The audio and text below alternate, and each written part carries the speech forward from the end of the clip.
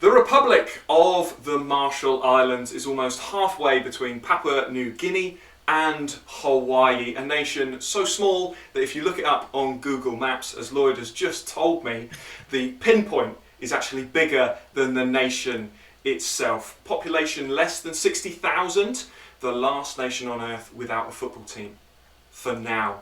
Lloyd, Technical Director of the Marshall Islands Soccer Federation, newly appointed. Thank you so much for spending some time with us today. No, thank you for having us on. It's definitely a good opportunity to share the word. Yeah, absolutely. I mean, I really appreciate it because I know there's been loads of people wanting to share the word. The reaction's been absolutely great. But where to begin? UK based, you played semi-pro footy here in the UK, coached all over the globe, and then you set up your coaching blog. What was the inspiration behind the blog initially? So the blog came about just for a random chance of conversation with my wife, Right, purely because I was studying a master's degree in coaching, and I didn't think I would enjoy writing as much as I did. right. So when it came to the end of the degree, I was starting to think like I'm going to miss this. I'm actually going to miss writing and miss being involved in that process of the game. So yeah, we were just talking about like different ways to keep involved in that aspect of it. So I realised, yeah, there's probably a need for it somewhere. So I started to write, promote my own coaching blog site, Yes, yes. which was coachdevelopment.uk, and very simple aim of just doing weekly content, weekly articles, blogs, session plans, Q&As with people around the world. And it took off quite quickly in terms of just promotion and publicity for people that wanted to be a part of it and look at it. And that's randomly how the Marshall Islands came about, really, as well. Yeah, so I mean, I read that you ended up speaking to Samoan coaches, which is Yeah, then kind of what got you ultimately onto speaking to Shem, the head of the Marshall Islands Soccer yeah. Federation. But what, why did you end up speaking to Samoan coaches? Because even from someone based in the UK, even Samoan coaches, quite random to end up speaking to those.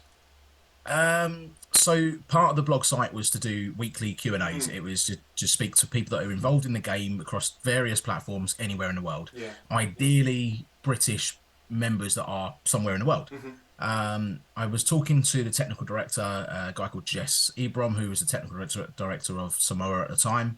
But he unfortunately couldn't sort of do the turnaround time quick enough to do a Q&A piece. Yeah. So he put me in contact with a guy called Alistair McRae, who is the head of recruitment for the nation. Right. And he's a New Zealand native, but is supported really heavily by a British guy, an English guy called Russ Kerr. And so I interviewed both of those guys, and it was still is actually the highest viewed Q&A that we've done so Right. far on the blog.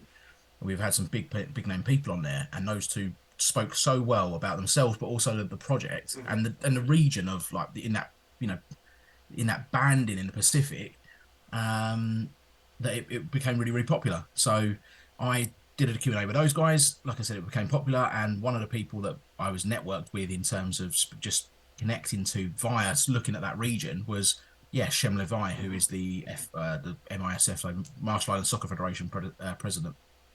Yeah, I mean, that initial conversation goes from you're doing Q&As with people from all around the world to Yeah, suddenly speaking about this project, becoming technical director. yeah. Join up those dots for me. How did that conversation go? So yeah, because of the time difference, they're 12 hours ahead. It's difficult to then sort of arrange a time that suits both people around work commitments to actually sit down and do this, chat over a camera at least, or even just a phone call. Um, work commitments for both parties, but also just life, sleep, whatever it might Yeah, be. yeah, yeah. So it was initially very informal, emails, WhatsApps, voice notes, whatever it was. And then it just started to spiral off a little bit more from there. So it became a little bit more professional. I was asked to provide a presentation of my short, medium, long term goals and how I would visualize my own project and my own stance and impact onto that. And then also my own philosophy at the moment in terms of how I see the game Yeah, and yeah. how I would join the dots for both of those two aspects. I mean, it's early days, of course. You know, the announcement of you being technical directors just come out.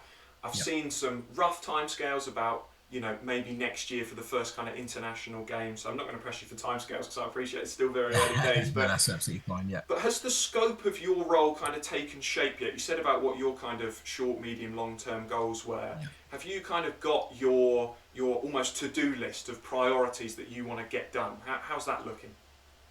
Yeah, I have. I mean, I think the nature of this project is that they are going to chop and change slightly Hmm. in Hmm. terms of how we go because it is starting from scratch. So Yeah, there yeah. might be there is a real priority, which is and the first aim is always going to be the same. Hmm. So I agree with it. It was it's the stance that the FA want to go with, and that's to start with the schools Right, yeah, because yeah. school children are the ones that are really pushing this. They Hmm. want to be part of the game. They want to play. So that's the first aim. So I've created a school curriculum that's going to be rolled out across the schools. PE teachers across the schools and across the country are going to be providing these services. So it's important that they get a right message in terms of how to deliver the game, but also what they are delivering and why Yeah, they're doing it. So we're starting with the schools. We're building from there. We're building into youth projects and youth structures. So youth uh, participation hmm. levels and Hmm. opportunities, but also then talent ID programs and talent development programs. So we realize, okay, we've got a bit of a talent here. We can Yeah, push those and we yeah, can yeah. start to have those streams as Hmm. well. And then that links into the longer term project, obviously, with having those, those national team aims, because we do realize that working from that aspect downwards in terms of having that national team and not only people to look at and look up to, but we're also getting a lot of interest about from anywhere around the world. I think at the moment we've connected to over 50 countries. Yeah, yeah, yeah. Um, and that's just people wanting to know, like, oh, when's your fixture? Yeah, When yeah. what's the kit look like? Can I Hmm. buy one? And it's just random things like that. So to have that national team identity as well is going to be quite a strong aim. But yeah, the main focus points at the moment are going to be the schools and the youth systems. Yeah, I mean, I think it's a difficult one, isn't it? Because, like you say, there's a big community. There's the football shirt collection community is massive. Yeah, it Everyone's really is. focusing on that. When's your first fixture? We want to see who you're playing against. But that's not a long-term thing, is it? You know, a one-off fixture. Because I'm sure you could probably cobble a team together this year and play a game. But I suppose it is about that going ahead, 8, 10 year project. If you've got sort of kids in kind of what would be the Yeah, junior school age or around early yeah, teens, that's the definitely. next I mean, step. like, we're looking at those shorter term aims of Yeah, national team wise yeah, as well, and working out player eligibility. yeah, So seeing who is able to represent and who is able to play from the nation itself, but yeah. also then we have massive communities around the world. So we have a massive Marshallese pool of citizens that live in the US. Hmm. Hmm. So there are eligible players there as well. So that's fantastic. But yeah, the aim for the FA is to be part of OFC Yeah, in yeah, the Oceania Federation, but also then longer term, they want to be FIFA members. yeah, So yeah. they want to be part of the World Cup qualifiers. They want to be part of the Olympic qualifiers. They want to be on the worldwide stage, but making sure they do it correctly is yeah the main aim really. You don't want to do it just too short notice and then it fails. So you've got to do it properly. Because there's not a domestic league or domestic league structure or anything on the islands, is there at the moment? No, I mean there are teams, there are Right. informal teams, and they're like an informal structure, but Hmm. there's no specific league structure to Yeah, it, which yeah, is going to be part of our process to develop one. yeah. I love that. No. And like you said already, I mean, geographically, of course, it's kind of in the middle of everywhere, isn't it, Marshall Islands? Yeah, But yeah, OFC, FIFA, there's a number of OFC nations that aren't kind of accredited, or Oceania nations, probably a better way of saying it, that yep, aren't like accredited, as it were. yep, You've got the kind of 11 that compete on and off as and when. yep. You'd be kind of joining that pool, hopefully. I know it's not an easy process. Have you had a chance to speak to anyone from the OFC yet? Loosely, yeah. So Yeah. I've had brief conversations with a few different people at the IOC in different roles, Hmm. Hmm. and we're working out like more of a proposal and an actual structure of how we approach it properly Yeah, yeah, because we know who to contact now in terms of the better people in terms of the better positions who we need to professionally speak to in terms of an actual protocol to yeah, do it. yeah. But yeah, we've had good discussions, and the people I've spoken to have been really, really welcoming. They've Mm, been really, mm, really promising and progressive in their thoughts of it and how they could see it developing and wanting to support, which is great. Um, but yeah, in terms of like you say about neighbouring nations, you've got Tuvalu, for example, and then like Kiribati, who mm. are local nations, but they aren't full members of Yeah, OFC. They are associate members, so they are allowed to draw. They're provided with some funding, which massively helps, but they're not full members. They can't be part of. the main OFC Yeah. provision. Hmm. And but for us, if we can become associate members of OFC initially, that's great Yes. because Yeah. Yeah. at the moment we are really heavily reliant on fundraising and Hmm. sponsorship. Hmm. So until we get that pot of funding from anywhere, then yeah, we are reliant on those streams, Yeah, and that'll help absolutely. a lot. Yeah, I mean, I suppose the first step really is understanding what you need to do to kind of get through the door, isn't it? Really, because there's all sorts of Yeah, stuff I was reading that the reason why sort of Tuvalu and Kiribati aren't part of it is actually because of other infrastructure as well, like hotels and yeah, things. exactly. Yeah, and I mean we have that. The Yeah, Marshall Islands yeah. have hotels. They have accommodation. They have a national stadium that's being built. So there are facilities for neighbouring countries to come and Hmm. actually base themselves there, which those two nations don't unfortunately have. Whether that's something they do look into longer term, I obviously don't know. But for us, we have that now, so that goes in our favour Yeah, massively. yeah. How have you found the response online, particularly Twitter?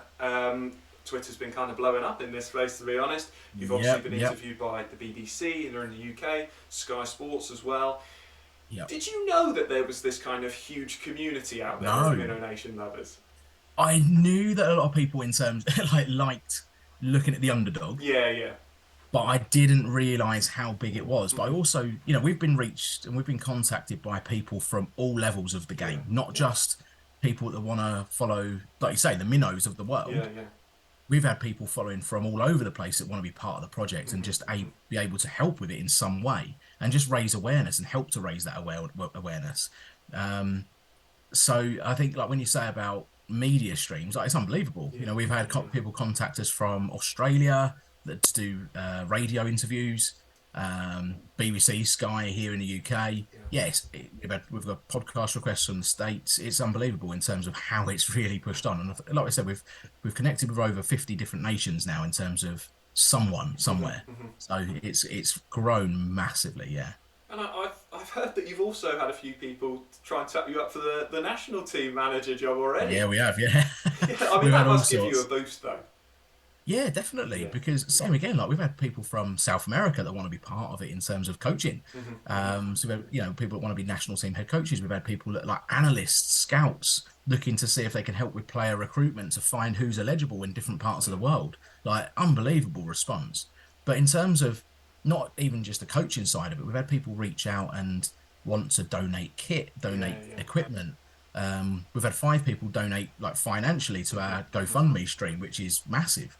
So, the actual GoFundMe stream's only been live for about 3, 4 days, and I Yeah. think we're up to just over £500 now already. So It is, yeah. that's insane, yeah. And just kind of feeding onto that, what is the best way for you for people to get involved? Your average person, people involved or not in the game, what's the best way for them to help support this? Help raise awareness because it's not just raising awareness to the game, but it's also raising awareness to the nation as well. Because unfortunately, the Marshall Islands do face a real climate Hmm. change problem.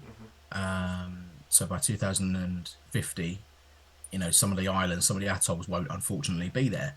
So there are things in place at the moment to help with that, and there are neighbouring nations that are supporting with land provision and stuff like this, which is Yeah, fantastic. yeah. But it's just, yeah, it's almost raising an awareness to the world problems and the nation's problem, but the nation's pride and the positives they have as well, because like you say, there's population around Yeah. 60,000, but they are a very proud 60,000 Hmm. that live on the Hmm. nations. So they've got something to be proud of, and that's where this spirals off from in terms of the football as well, because they're representing on a world stage in different sports, and the Olympics, for example, the Marshall Islands are present in that. Now it's just an opportunity to showcase their own talent, but also showcase the country and represent the country on a different platform. Absolutely. Lloyd, thank you so much for coming to No chat to us problem. today and giving up some of your time. And to everyone watching, you've just heard it from Lloyd. There'll be links in the description below to all of the Marshall Island socials, a link to the GoFundMe, and a link to Lloyd's coach development blog as well. And as you just heard from Lloyd, the best thing that you can do is share this video as well. We will see you next time. Thank you.